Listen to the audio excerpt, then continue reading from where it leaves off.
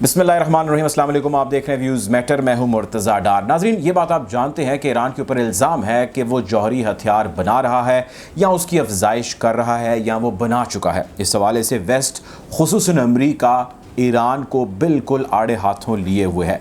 इस सारे मामले की तफसील में तो खैर आज हम नहीं जाते, लेकिन मैं आपसे कुछ इस हवाले से लेटेस्ट चीज़ें डिस्कस करता हूँ। आप ये जानते हैं, इस हवाले से हमने रिसेंटली एक स्टोरी की जिसमें मैंने आपसे जिक्र किया कि किस तरह IAEA यानी यूनाइटेड नेशन के खोजी आए और वो खोज लगा रहे हैं। 3 माह का ईरान ने उसको वक्त दिया, वो वक्त ख़त्म हो गया और उसके बाद उन्होंने 1 माह की और मोहलत मांग ली और 1 माह की मोहलत भी ईरान ने उनको दे दी, जो कि 24 जून तक का टाइम है जो दिया गया है।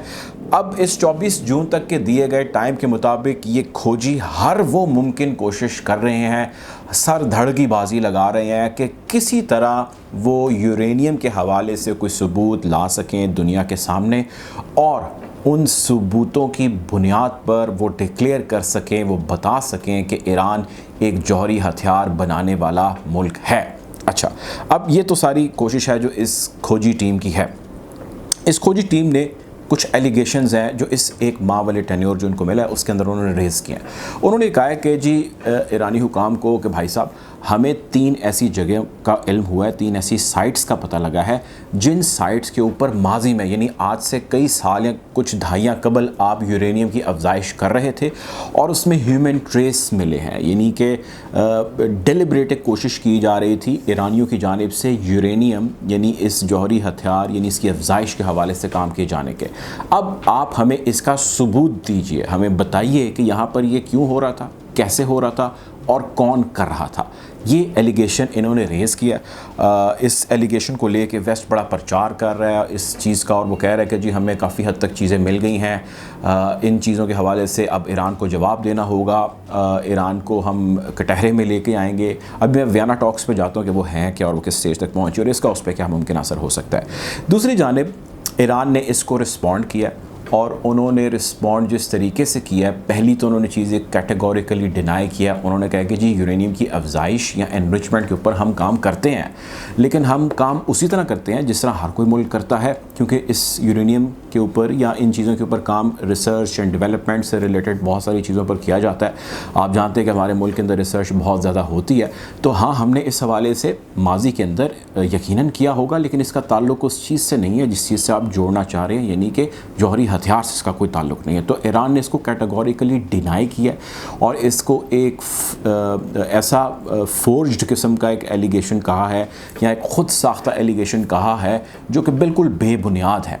आपको ईरानियों ने यह भी कहा कि आपके पास कोई सबूत है कि हम इसका इस्तेमाल जौहरी हथियारों की अफजाइश के लिए कर रहे थे, तो आप हमारे सामने भाई साहब सबूत ले आइए। आप अगर हमसे पूछें कि जी यहाँ पर ऐसा काम होता था, तो आप हमें सबूत दें कि आप जौहरी हथियारों के लिए करते थे, तो हम तो ये कह रहे हैं कि हम जौहरी हथियारों के लिए नहीं करते। अब इसके रिस्पॉन्स में एक एलिगेशन या एक कंसर्न ईरान ने भी शो किया है IAEA को। IAEA के बारे में खैर आप बहुत सारे दोस्त जानते हैं, लेकिन कुछ जिनको नहीं मैं उनको बताता चलूँ।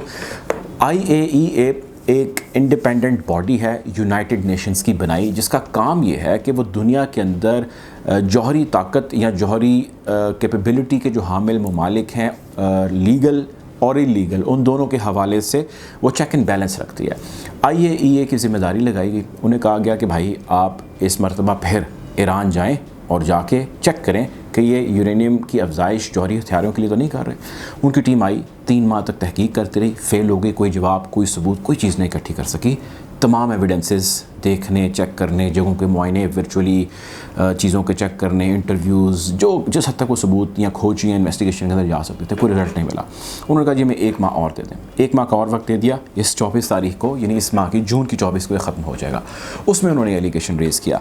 अब ईरान ने IAEA के बारे में एक कंसर्न शो किया है, एक उनको हवाला दिया है मौजूदा चीज़ का। उन्होंने कहा है कि जी पॉलिटिकल स्टांस लेने से IAEA इज्तनाब करे। IAEA यूनाइटेड नेशन को रिप्रेजेंट कर रही है। यूनाइटेड नेशन का काम ये है कि वो तमाम ममालिक के साथ यकसा सलूक करे, किसी के साथ और सलूक और किसी के साथ और सलूक ना करे, क्योंकि उसका ताल्लुक पॉलिटिक्स से नहीं है। सो ये IAEA पोलिटिसाइज मत हो। रेफरेंस वो ये दे रहे हैं, वो कहते हैं जी NPT न्यूक्लियर प्रोलिफरेशन ट्रीटी, ये एक ऐसा मुआहदा है कि जितने भी ममालिक जौहरी हथियार के हामिल हैं उन ममालिक के ऊपर ये पाबंदी है कि ये वो उसका हिस्सा बने। और इसकी खैर बहुत सारी तफसीलात हैं, लेकिन इसका मुख्तसर या इसका ख़ुलासा ये है कि NPT के साइनिंग कंट्रीज़ इस चीज़ को तस्लीम करते हैं कि वो जौहरी हथियारों का कभी भी इस्तेमाल नहीं करेंगे और वो जौहरी हथियारों के अंदर मज़ीद एनरिचमेंट या उसके अंदर अफजाइश का काम नहीं करेंगे। आप हमें सबूत ढूंढने पे हमारे पीछे लगे हैं और हम पे इल्ज़ामात लगा रहे हैं और आपके पास सबूत नहीं मिलते तो हमसे क्वेश्चन करने लग जाते हैं। आप सबसे पहले इज़राइल यानी यहूदी जो मुल्क है, आप पहले उसको तो NPT का हिस्सा बनाइए। आपने उसको NPT का हिस्सा बनाए जाने के हवाले से कितनी आवाज़ें उठाई, कितने कंसर्न्स हैं जो आपने शो किए। अगर आप यूं ही चलते रहेंगे और यूं ही करते रहेंगे तो तब आपकी इन्वेस्टिगेशन, आपका ये इदारा और आपकी ये कोशिश बिल्कुल नाकाम दिखाई देगी और बिल्कुल पॉलिटिसाइज्ड लगेगी। आप ये बात जानते हैं, हम भी इस हवाले से बहुत सारी स्टोरीज़ कर रहे हैं कि इस हवाले से JCPOA मुआहदे में वापस ईरान चला जाए। वियना के अंदर टॉक्स यानी गुफ्तशनीद जारी है, जिस गुफ्तशनीद में ईरान है, दूसरी जानिब बरतानिया है, फ्रांस है, जर्मनी है, अमेरिका है, ये सारे बैठ के P5 कंट्रीज़ ये तय कर रहे हैं, चाइना रशिया भी है, ये बैठ के तय कर रहे हैं कि जी ईरान को वापस इस मुआहदे के अंदर ले आएँ। और लाने से यानी ये होगा कि हमारे ताल्लुकात ठीक हो जाएंगे, पैसे की रेल पेल होगी, दोनों ममालिक के रिलेशंस अच्छे फॉर्मली हो जाएंगे और हम इस जगह से जो है वो परेशानी को जो लाहक है उसको ख़त्म करके बाकी जगहों पे फोकस कर सकेंगे। इस हवाले से आप जानते हैं टॉक्स भी हो रही हैं, हमारी बहुत सारी वीडियो मौजूद हैं। JCPOA है क्या, ये मुआहदा कैसे हुआ, कैसे टूटा, किसने किया, किसने तोड़ा, इसके हवाले से भी मुफस्सल वीडियो मौजूद है। अगर आप इस लिंक पे क्लिक करेंगे तो इसकी आप डिटेल में जा सकेंगे। दूसरी एक और आज अहम डेवलपमेंट जिसके हवाले से मैंने आपसे बात करनी है, जिसका ताल्लुक़ ईरान से है। ईरान आप जानते हैं कि जिस तरह वेस्ट या अमेरिका ये कोशिश कर रहा है कि ईरान के ताल्लुकात अमेरिका से अच्छे हो जाएं, P5 कंट्री से अच्छे हो जाएं, JCPOA के अंदर आ जाए, इसी तरह वो ईरान के लिए ये मेहनत कर रहा है कि किसी तरह ईरान और सऊदी अरेबिया के ताल्लुकात दुरुस्त हो जाएं। आप जानते हैं कि ईरान और सऊदी अरेबिया के ताल्लुकात ख़ासे पुराने हैं और हमेशा से ही वो मुश्किलात का शिकार रहे हैं और हमेशा से ही वो कोई अच्छे ताल्लुकात नहीं रहे। ख़ुसूसन 1979 से ऑनवर्ड जब इनकलाब आया ईरान के अंदर, इमाम खुमैनी साहब इनकलाब लेके, उसके बाद से ताल्लुकात या उसके बाद से डिवाइड या स्प्लिट बहुत ज़्यादा हो गया था। उस डिवाइड या उस स्प्लिट के आ जाने के बाद दरार या वो शगाफ कम नहीं हुआ। बीच में पैचेस आते हैं जब ताल्लुकात बेहतर हो गए, फिर आते हैं ज़्यादा पैचेस या ज़्यादा ड्यूरेशन जिसमें ख़राब हो जाते हैं। अब रिसेंटली ताल्लुकात ख़राब 2016 से ऑनवर्ड ज़्यादा थे और उसकी बड़ी वजह ये थी कि जब अरब स्प्रिंग आ रहा था, यानी जितने भी अरब ममालिक थे उसके अंदर से लोग बरसरे पेकार थे अपनी हुकूमत और अपनी किंगडम्स के ख़िलाफ़, और आकर वो ये कहते थे कि ये हम पे गाज़िब हैं, ये हम पे गालिब हैं, हम इनसे छुटकारा हासिल करना चाहते हैं। तो इसी किस्म की रिजेंटमेंट शुरू हुई थी सऊदी अरेबिया के अंदर और उसमें एलिगेशन रेज़ ये किया जाता है कि आयतुल्लाह शेख निमर अल निमर वो शख्सियत थे जिन्होंने इस आवाज़ को बुलंद किया था, जबकि उनका कहना या बाकी शिया क्लैरिक्स का ये कहना था कि वो इस मकसद के लिए या उनका ये ऐसा ऑब्जेक्टिव नहीं था कि रियासत के ख़िलाफ़ बगावत की जाए।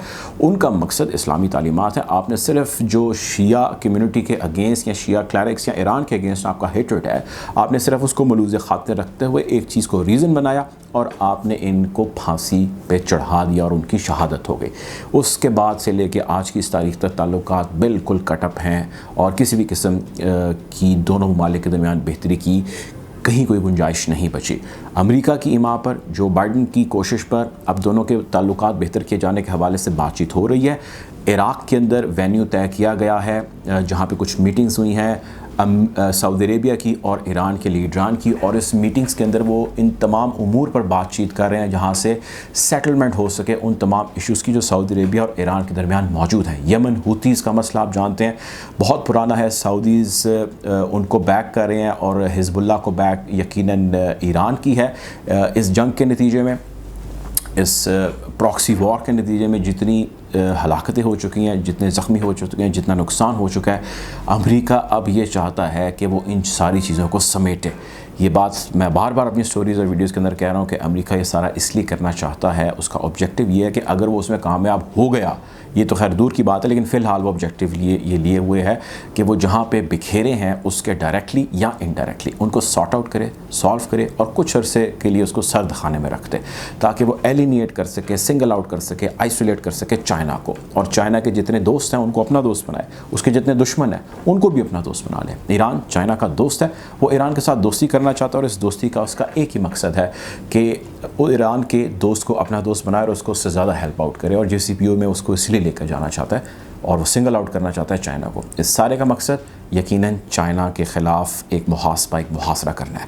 बहरहाल ये सारी सूरत हाल बहुत तेज़ी से अनफोल्ड हो रही है। हम आपको आने वाले दिनों में यकीनन इस हवाले से अपडेट रखेंगे, ख़ुसूसन मशरक़ वस्ता में ईरान, सऊदी अरब और दीगर जो नेबरिंग कंट्रीज़ हैं उसके अंदर क्या डेवलपमेंट्स हो रही हैं, और आने वाले मुमकिन दिनों में पाकिस्तान का क्या रोल हो सकता है, बड़ा इंपॉर्टेंट रोल है, उसके हवाले से भी आपको अपडेट रखेंगे। अगर आप ये वीडियो पसंद आई है तो इस चैनल को सब्सक्राइब करें ताकि मज़ीद आप तक ऐसी वीडियोज़ बर वक्त पहुँच सके बज़रिया नोटिफिकेशन। अपना ख्याल रखिएगा। अल्लाह हाफ़िज़।